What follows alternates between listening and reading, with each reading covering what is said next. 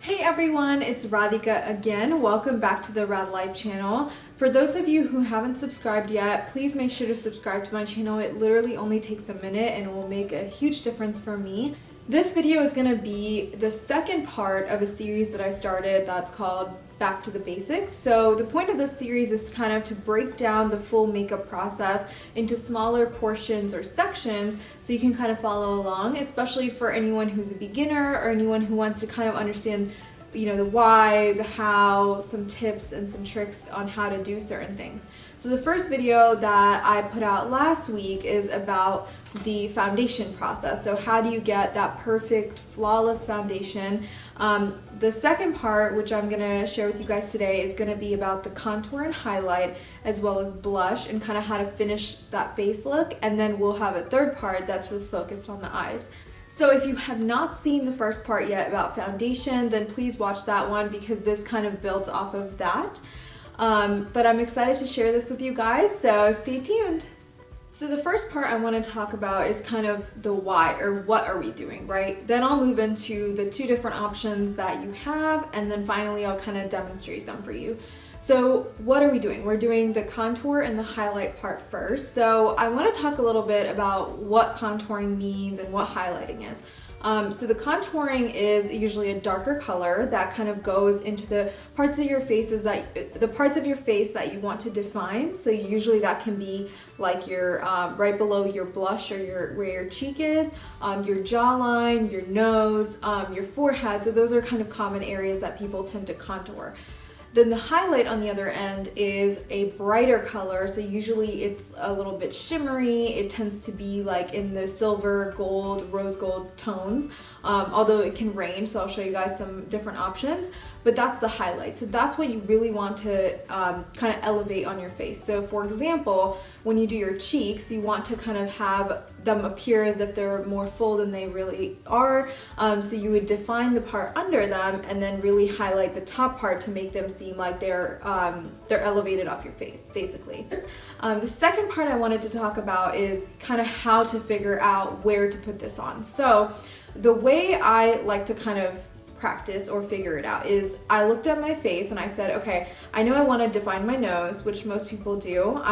Usually their cheeks, which is another place, and then like I said, the jaw or the forehead. It just sort of depends on your face and what areas you need to kind of elevate and lift and what areas you want to define. There's two options when it comes to a contour. Some people use a cream or liquid contour and some people use powder. So I've worked with both. For me, I personally think that with powder, you don't have to blend as much, so that makes a difference. Whereas with a cream or like contour stick, something that's not dry fully, you do have to really focus and blend. So if you're a beginner, maybe it would work to try it out with powder, but I think that the effect that you can get with some kind of a non-powder form, whether it's a liquid or if you just use a darker shade of foundation, whatever it might be, I think you can do better with a liquid or a cream stick. So I love and I use this in a lot of my videos, so if you guys have seen my videos before, you've seen me use the Fenty matchstick in the color Cocoa. And this stick, it's really easy to use because it's easy to travel with, so I can throw it in my bag. It's not very, it's not fully liquid, right? So it's like a stick like this that you kind of just apply wherever you need it, and then on top of that, you'll go back and blend. So this is one option. I also have a powder form, so you can use either, some people even use bronzer, but I have not really used that too much. I have an actual powder contour kit, so that's another option. For the purpose of today's video though, I'm gonna go with what I'm more comfortable and what I prefer using, which is the contour stick.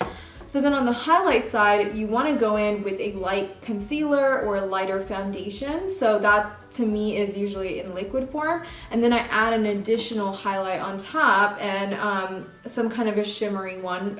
So for me, I love the Becca Shimmering Skin Perfector, and it's a pressed powder in the shade Opal. They have a beautiful range, and I think this one just works well because it's kind of like a white gold. So I love this color. So if you have more questions, or in the future, if you want to see a video of me using a foundation or if you want to see me use, you know, a powder contour routine, or, you know, do it with powders rather than these liquidy, you know, tools, I'm more than happy to do that. So just leave me a comment below and I'll put together something. But we're gonna go ahead and get started because I think I've chatted a lot. So let's get into it. And in addition to the contour, you know, stick I'm using, the concealer I have, as well as the highlight powder, a couple tools that I'm gonna need is a wet beauty blender. So any kind of beauty blender. I usually just use the same one that I used for foundation. You'll also need some kind of a brush. So I like to use the fan brush for my highlight, but I've also found that you can use like a thinner eyeshadow brush like this one, that will kind of let you really focus the highlight in. So that's if you're going for a really intense highlight. So that's why I prefer this fan, because especially this Becca powder, as you guys will see, is very pigmented and very shiny. So you don't need much of it, and it really does show up. So depending, again, are you going for a more casual look, or is it like a full glam type thing? You'll want to gauge, and you know, we can talk a little bit about that too as I go along. So I usually like to start off with just putting everything on my face, and then I'll blend it out, and then I'll go in and, you know, add a little bit more concealer if I need to, or the contour stick.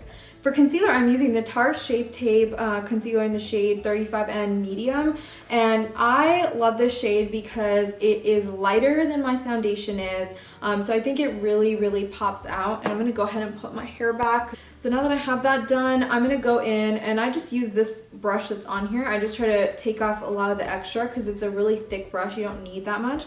And I, you know, I like to do under my eyes a little bit just to kind of pop it out. But if you do have under eye dark circles, you know, there are ways to kind of cover that. I don't personally deal with that issue, but I'm happy to recommend something. I know that you can put concealer on even under your foundation, or, you know, this definitely helps. But if you really find that your dark under eye circles are showing through, there are other techniques that you know, that I can recommend. So leave me a comment below if that's a concern for you.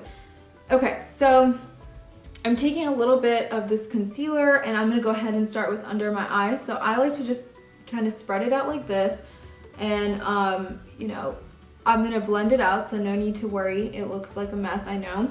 Then I'm gonna take the whatever's left on my brush and kind of do, I usually just add a little bit up here. Again, my forehead is not usually a big focus for me, so I just am using the excess, and also my chin right here, because remember I said that anywhere that you want to kind of elevate, so I want to look like I have a really, you know, nice and long chin and jaw, and then my under eyes, I want them to really pop, and my forehead as well. And I'm gonna also go down my nose. I'm adding a little bit of concealer.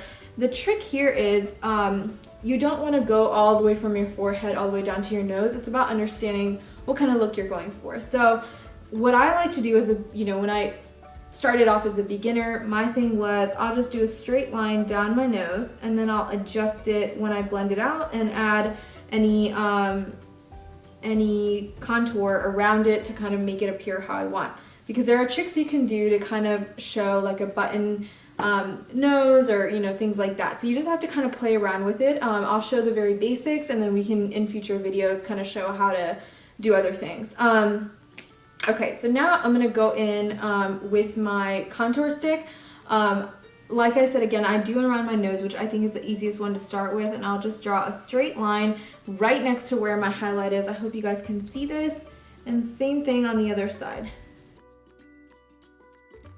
And then I also go right under this, and I'm gonna go look at my cheeks. So where my ear touches my my face is where I want to start it, so somewhere in this area. And then I like to kind of use a brush to guide me. So if you can see, my cheeks lift up till here, and then it's kind of, this is kind of where I want to draw that contour line.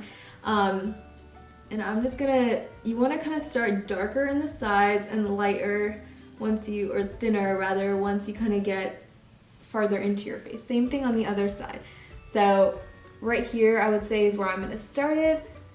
same technique. Start off a little bit darker and thicker and then thin it out. And the trick here is too, like I personally find that once I blend it out, I kind of notice like, oh, this area needs a little bit more, you know, or less, and then I kind of add it as I need it. If you were to do your jaw, which I'll just show you guys since, you know, this is a video focused on this, you kind of want to just follow from your ear to your jaw, all the way up to here. Same thing on this side. And I found that sometimes it's just like you have to really make sure to blend that part out because it will show up. So the trick is to kind of go down. You don't want to go up on that part. And you know, same thing with your contour. You kind of want to go towards the area that you want to show a little bit darker. So I wouldn't go down from here. I would probably go up because I already have it at the lowest point I want it. And then on my nose, I wouldn't go inward to the highlight line. I would kind of go out.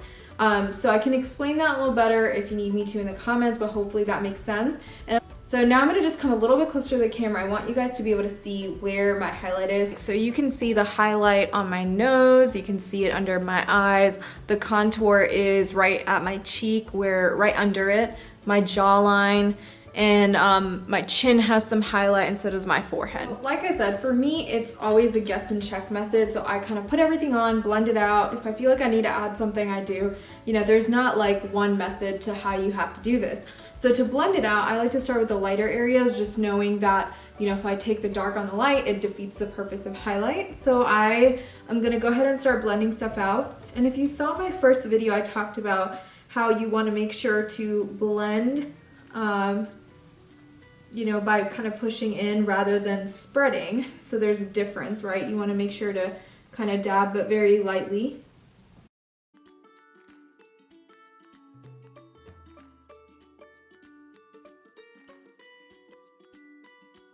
Okay, and I usually save my nose for last, so I'm gonna go ahead and do the dark parts now.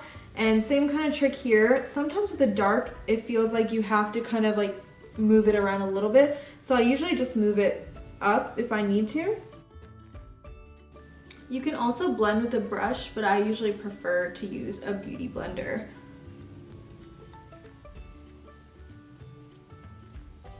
Okay, and now I'm ready for my nose. So I'm just gonna do the same thing, try to get the middle part first, and also kind of blend the dark at the same time because your nose is such a thin area that it's kind of hard to just do one part, you know? One thing I will say though is this Shape Tape stuff, it really, like, you know, once you put it on, you want to kind of blend right away, because I struggled with it a little bit since I took a break to do a little zoomed in view, so it did dry up a little, so I tried to blend what I could.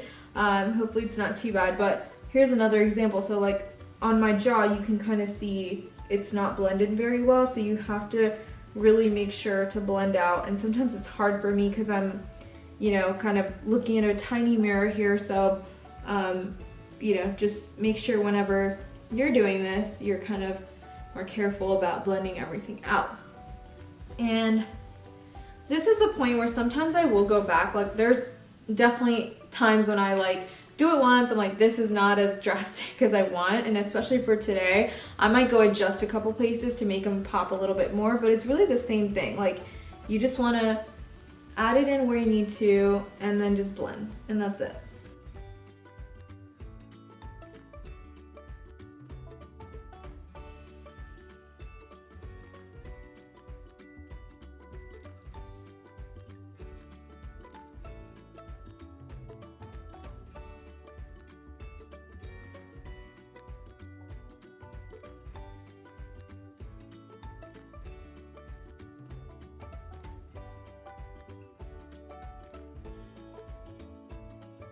The next step is I'm going to use my Laura Mercier Translucent Loose Setting Powder, and this is really for two reasons. So the first reason is it's going to lock in what I've kind of done into place, and then the second reason is I get an oily T-zone, so I want that to appear a little bit drier. So you can call this baking, but I don't really think it is because I don't leave it on very long. So what I'm going to use is I have a dry beauty blender because you don't want to put wet beauty blender in here, and I'm just going to take a little bit of my beauty blender and kind of put it under my eyes where I notice that I get oily, and then on my nose, just a line down here where I have a highlight, and my forehead and my chin, because those are literally the worst places where I get super oily as the day goes on.